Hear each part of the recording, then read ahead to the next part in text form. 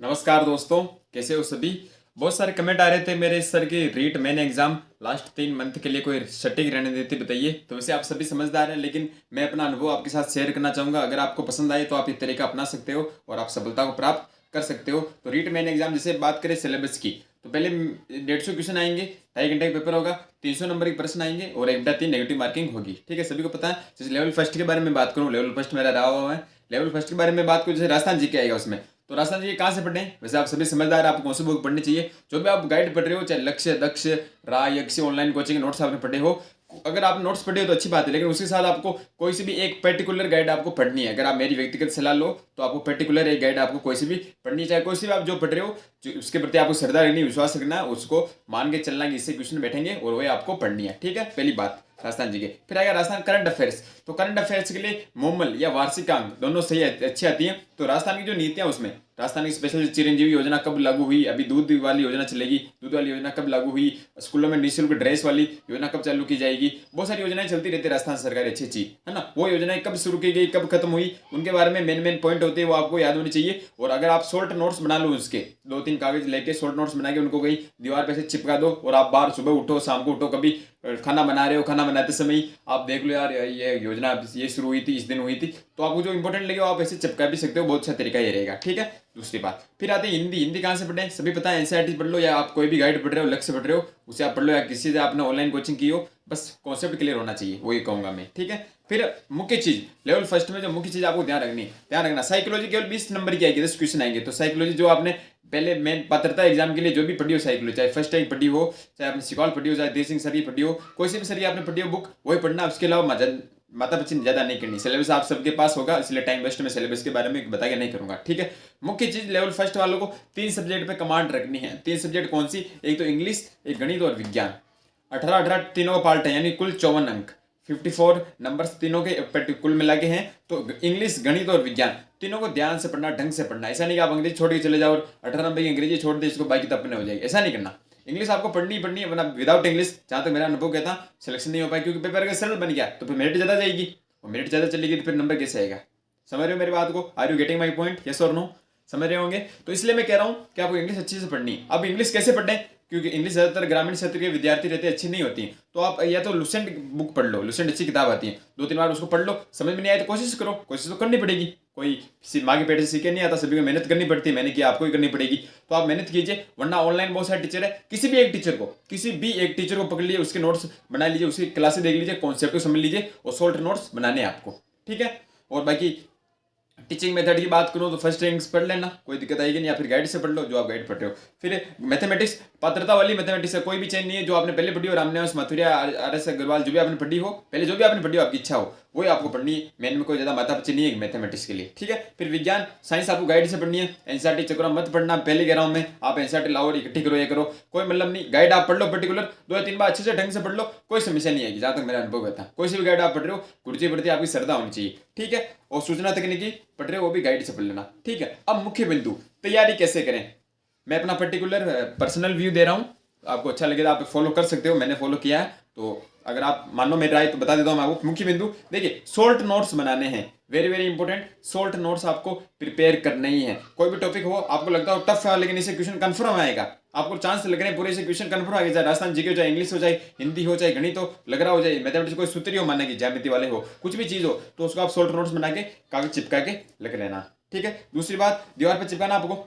ठीक है, फिर एक ही चीज को बार बार पढ़े, एक ही चीज को बार बार पढ़े। ऐसा नहीं कि आप जैसे कोई टॉपिक पढ़े, राजस्थान सामान्य परिचय, एक किताब ये पकड़ ली, दूसरी दक्ष पकड़ ली, फिर राय पकड़ ली, फिर ऑनलाइन क्लास के नोट्स बना रहे हो, 3 महीनों में से माता पिता आपको नहीं करनी, एक चीज को बार बार पढ़ना, इस बात का आप स्पेशल ध्यान रखें।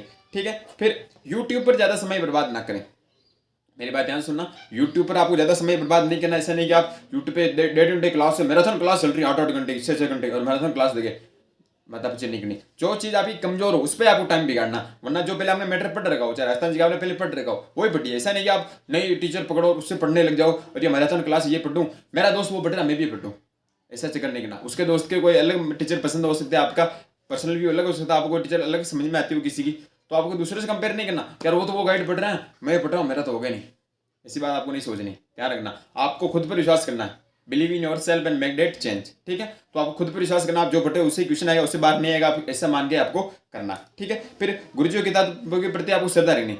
गुरुजी, गुरु ब्रह्मा गुरु विष्णु है, तो गुरुजी ऊपर और किताबों की आपको श्रद्धा रखनी। भगवत गीता का 4 अध्याय का 39 श्लोक कि श्रद्धावान लभते ज्ञानम तत्पर सहितेन्द्रिय ज्ञानम लब्ध्वा पराम शांति मैं चिरणादि गच्छति। यानी आपको किताबों पर पूरी श्रद्धा रखनी, गुरुजी पर श्रद्धा रखनी। गुरुजी बता रहे हैं उससे बाहर नहीं आएगा। मैं अपने गुरुजनों का हमेशा आदर करता हूँ, उनका आभार करता हूँ कि उन पर मैंने हमेशा श्रद्धा रखी। किसी ने कहा ये अच्छे नहीं पढ़ाते हैं, मैं सुभाष जी पास गया, किसी ने कहा सुभाष जी कोई मतलब नहीं, कुछ अच्छा नहीं पढ़ाते, मुझे पर श्रद्धा दी, सुभाष जी सही पढ़ा रहे हैं, जो कह रहे हैं अपने गुरुजी सही कह रहे हैं, तो मैं नौकर लग गया। वो जो कह रहे थे नहीं पढ़ाते अच्छा, वो नहीं लगे। ये कटु सत्य है, मजाक नहीं कर रहा हूं मैं। तो आपको गुरुजी प्रति हमेशा श्रद्धा रखनी चाहिए, चाहे आप किसी भी गुरुजी से पढ़ो, श्रद्धा आपकी हमेशा होनी चाहिए। ठीक है, फिर अच्छे दोस्त बनाइए। आपको अच्छे दोस्त का मतलब परिभाषा क्या होती है? आप रीटी तैयार करो 3 महीने हैं, तो अगर आपको अच्छा मित्र आप रूममेट हो या फिर आपको सहपाठी, आप किसी फोन पे बात करते हो, तो उससे क्वेश्चन आंसर कीजिए। फालतू गॉसिप्स में टाइम मत बिगाड़िए, वो ऐसा इनमें टाइम नहीं बिगाड़ना अपने को। आपको काम की बात करनी, क्या आज मैंने ये टॉपिक पढ़ा, राजस्थान जीके, राजस्थान सामान्य परिचय, राजस्थानी कृषि ये पढ़ा, इसमें ये होता है, इसमें होता है, कहाँ सर्वाधिक उत्पादन होता है, कहाँ कमी है, कहाँ है, कौन सी योजना कब लागू की, इंग्लिश में ये वाला नियम लगता है, हेल्पिंग और टेंस में कौन सी लिखती, समझ रहे हो? किताबों के बारे में हमको बात करनी, इसके अलावा अपने अनदर प्रकार की गॉसिप्स नहीं करनी है। किताबों के बारे में आपको बात करनी जिससे आपका आराम से बैठे जाए, यार ये चीज़ मेरे को नहीं आ रही, क्योंकि आप कोई ना कोई चीज़ आपको नहीं आएगी, आपकी कमजोर हो सकती है। मैं तो मानता हूँ मेरे में कुछ कमजोरी है, तो अगले आदमी से हम सीख सकते हैं। आपके दोस्त आपको सिखा देगा, आप भी उसे कुछ ज्ञान दोगे, ज्ञान की बात करोगे, उसका भी विकास होगा, आपका भी विकास होगा, दोनों की उन्नति होगी, दोनों का सिलेक्शन होगा। ठीक है, और बहुत सारी समस्या रहती है कि सर हमारा ऐसा कोई अच्छा दोस्त है नहीं, हमारे सब दोस्त ऐसे ही हैं कि घूम ले फिर लें पार्टी कर लें, तो फिर आप अकेले ही दीजिए।